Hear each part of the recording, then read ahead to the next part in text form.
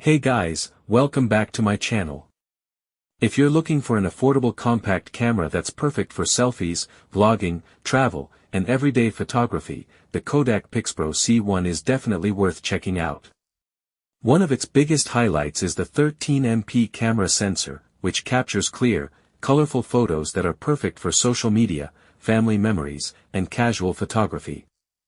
It's simple to use, making it a great option for beginners and anyone upgrading from a smartphone. The camera also records 1080p Full HD video, making it ideal for YouTube, TikTok, Instagram Reels, and travel vlogs. Whether you're filming your day, recording special moments, or creating content, you'll get smooth Full HD footage that's easy to share. Pause. A standout feature is the 2.8-inch 180-degree flip screen. This makes framing selfies and vlogs incredibly easy because you can see yourself while recording. If you're a content creator or someone who loves taking self-portraits, this feature is a huge advantage. The bright f2.0 fixed lens performs well in a variety of lighting conditions and helps capture more light than slower lenses, giving your photos and videos a cleaner look, especially indoors.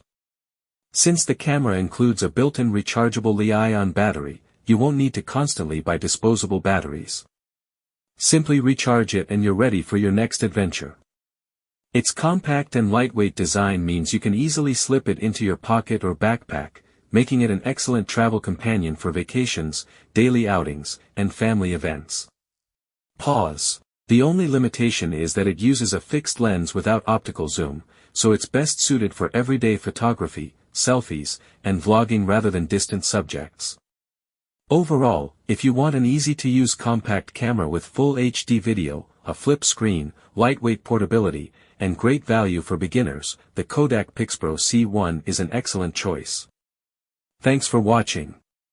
If you enjoyed this review, don't forget to like, subscribe, and hit the notification bell for more tech reviews. I'll see you in the next video.